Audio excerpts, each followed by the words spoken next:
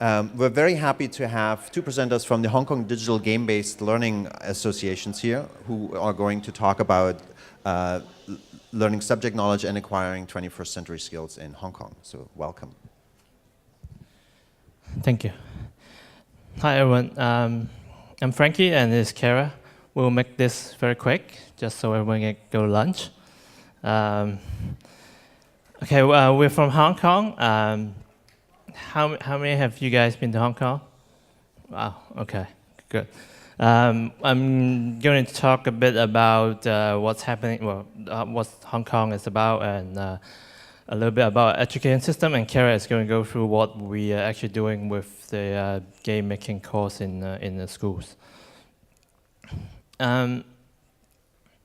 Just some trivial facts about Hong Kong. Hong Kong is a 7 million populated city. It's extremely crowded, and we're known for many things. We were a British colony until 1997. So China took us back in 1997. Changes are happening, but I'm not going to get into that. And we're known for our stable banking system, financial system, and all this. We're also known for our famous dish, chicken feet, if anyone has tried that before. It's actually pretty tasty once you get used to it. And this is a little bit about our education system. We're for 12 years, 3 educations, 6 years primary, 6 years secondary, and then it becomes a 4 years college, tertiary studies. We have a total of 1,000, a little bit more than 1,000 primary and secondary schools with 10 universities. Our medium of instruction is a pretty interesting one. Since we were a British colony, so it used to be English. Once China took us back, then they forced 90% of the schools to change the medium of instruction to Chinese. And 2 years ago, they found out the English, students, the language level is dropping significantly. So they urged the schools to have their own flexibility to choose whether they want to teach in English or Chinese. So that is really chaotic. So right now it's like whatever they want. The government doesn't care. And as you can see, we're really crowded, and we only have 10 universities. So the whole education system has been characterized, that's from Vicky, spoon-fed. So it's highly stressful. Everyone has to get a good marks, a good result, get a good jobs, and earn money. That's part of the culture. It's highly competitive. So you can tell school is not really a fun place for a lot of students. But somehow our result in the international study, especially in PISA, we always score in top three of the countries somehow, which even our government can't explain it because they're just teaching the students to do good in the exams. But somehow we score really good in that area. And so we're actually lacking a lot of things that we have been hearing about, all these critical thinking skills and communications and all this. So there has been some initiative by the government. We just recently went through this so-called education reform. We changed our curriculum. Now it's a 6 years seniors secondary schools. It used to be 5 + 2, which follow the British system, which also create another a chaotic situations. The university has to change from 3 years to 4 years, and the secondary schools has to shorten by a year. It's a really not a very pleasant situation. However, a couple years ago, actually 10 years ago, the government had started all this e-learning initiative. They figured technology could enhance learning.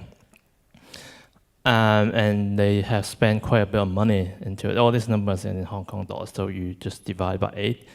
We'll spend about $1 billion in IT education, so-called. So just for the school to get everything, technology infrastructure ready, professional development and all this. And last year and this year, we're starting two new schemes. It's called pilot scheme in e-learning. We put out like 8 million US for 20 to 30 pilots projects, which they just come up with their proposal and see what kids can do with technology and assisting learning. And we just started to push this e-textbook schemes, which is a really strange scheme to me, pretty much trying to get people to abandon their paper textbook to convert into using e-textbook, but e-textbook is pretty much the same thing as paper textbooks. Some little survey that we've done recently about digital games, which I'm not going to get into. A little bit about our background. We are a not-for-profit organization. We've been promoting using digital games in the local regions. We have been conducting workshop seminars. One of the things for teachers' parents, interesting thing is when we first started in 2008, all the questions we got from the parents and teachers is how can they stop their kids from playing games? But recently, they will be asked a more sensible question, which is, what kind of games we could recommend them to play, and what they can learn. So we're seeing a significant shift in their mentality. We also hold an annual game design challenge within the region, just so get people to get into this creative mode. And also some local games that you can see using. I'll pass the time to Clara. She'll get into what we've been doing with Kodu. Hi, so we have been trying to encourage the local teachers to use digital games in the classroom. One of the things we have been doing is to teach the local students to create games after school or in the computer lessons. But actually, what we really want to do is try to encourage the teachers to use game-making tools in the normal lessons like math, English, or general studies, or even history lessons. And then we have started with Kodu.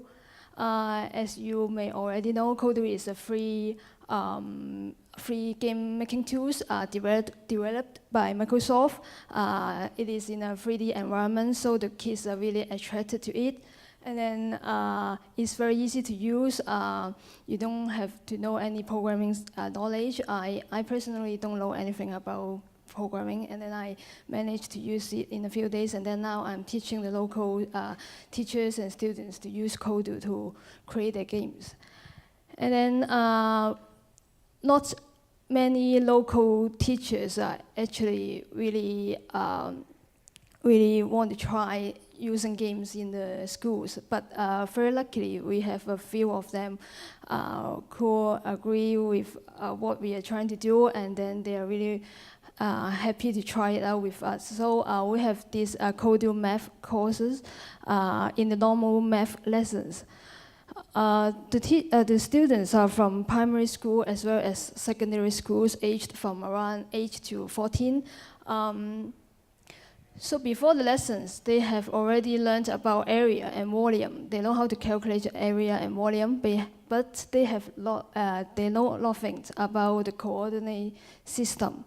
So we want to bring out this coordination system concept to them in the game making process, and we want them to learn it, acquire this knowledge without knowing that they are actually learning math. So what we did in the lesson is that first we teach them some basic concepts and features in Kodu, and then we have them to build a map from the origin. I tell them it's important to build a game with the coordination system, because it is how you can tell your teammates or the teachers or friends where exactly you have located the characters or objects in the game, which is very important in the design later on. And then I have asked them to then add Kodu onto the map. The first thing that they learn is how to control Kodu with the mouse or the keyboard. So Kodu is, everything in Kodu is based on when you give a command, then Kodu will do something.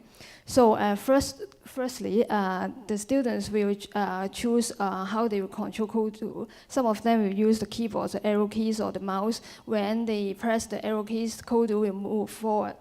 So once they have did that, Kodus can now move around on the map with the controls. And then at this point, the students would go crazy. And then they will be very surprising. They can actually make something. And then the boys will go on trying out everything in Kodu, trying to add the shooting functions and then shooting enemies, and the girls will try to add many trees or beautiful flowers around to decorate the map. And then I will have to stop them and ask them to build some obstacles on the map. Obstacles are those things that are in a cube or rectangular shape. I have given them a paper on which there are some images of the obstacles. So the kids have to calculate the area, volume, and then I have also given them the coordinates. So they have to build the obstacles at the exact point on the map. Also, after that, I have also asked them to create their own obstacles. So they will create some obstacles on the map, and then they will have to calculate and also the area, volume, and then find out the coordinates of the things they have built. So to do this is because I want them to know that when they see the coordinates, they can locate the things on the map, or when they see something on the map, they can find out the exact coordinates of that things.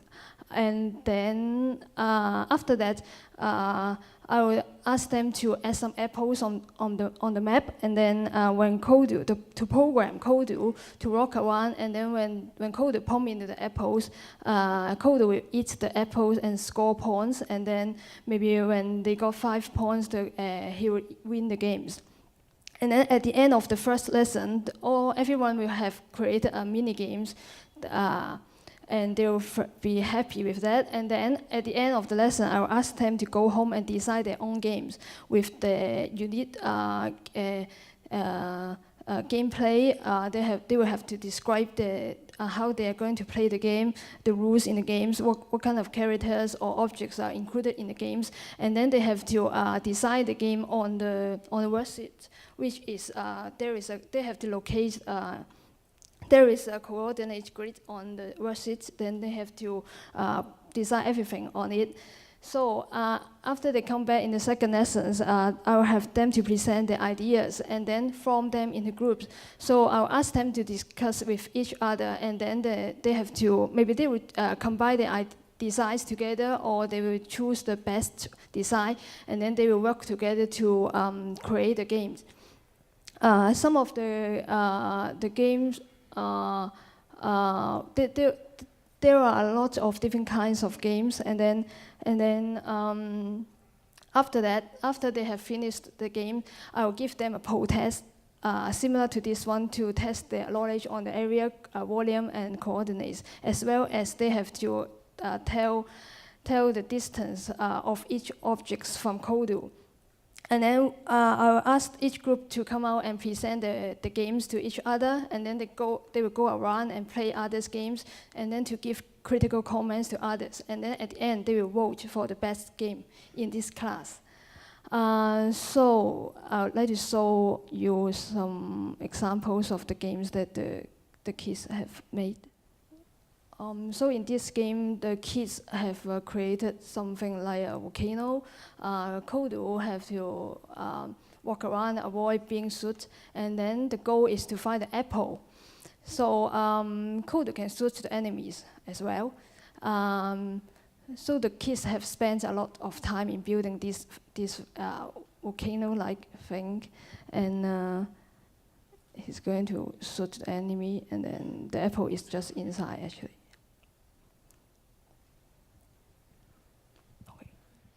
So this is the very simple game. So you can see there are obstacles on the map, and then when Kodu pump into the enemy, the game is over. And then the goal is to collect 5 apples. There is a timer on the top, and also the scores. sewing. So Kodu will be moving around. So these obstacles are something like what I asked the students to build in the exercise. Yeah, so at the end of the lesson, I gave the students some surveys, and I also conducted focus group interviews with the students as well as the teachers. So these are in Chinese. So for the math knowledge, the post-test result is very positive. On average, the students get 92% of the answers correct, and then the students told us that they are really learning some math knowledge in this game making process. They know that they are learning coordination systems, and then they think that they are learning it more in a fun and engaging way, and also they are learning it easily because in this game world, the things is more concrete and is more like a real world. And then we also ask them things about the 21st century skills, whether they are motivated, whether they think that they have solved problems themselves.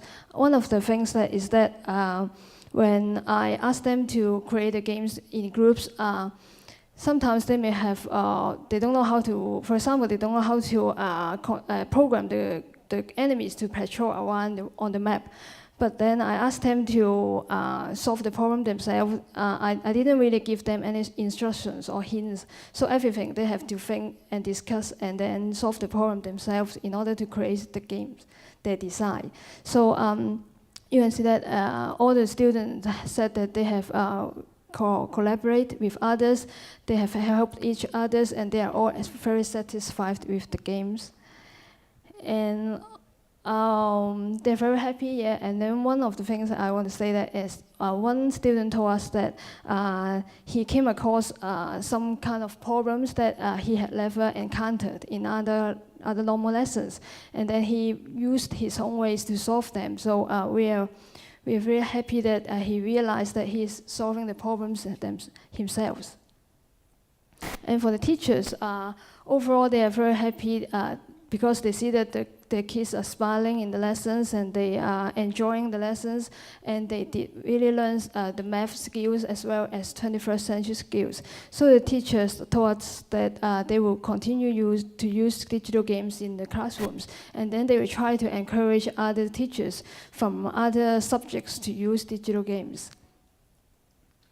The difficulties, one of the things is that not all the teachers are ready to use digital games in the classrooms, but more and more local teachers in Hong Kong are willing to try it out, and as well the hardware problems, because some of the schools come to us and they want to try Kodu in the schools, but their computer is not ready. But then they're going to buy some new computers. So hopefully we are going to have Kodu lessons with them in the coming academic year. Yeah. So I will hand it back to Frankie. Okay, we're just going to wrap up, and we're going to continue with this trail. We'll try on some different game tools, and hopefully we're planning to integrate other subjects into game making lessons as well. English language learning is our next target. And if any of you guys are interested in getting in touch with us, here's our contact. And thank you very much.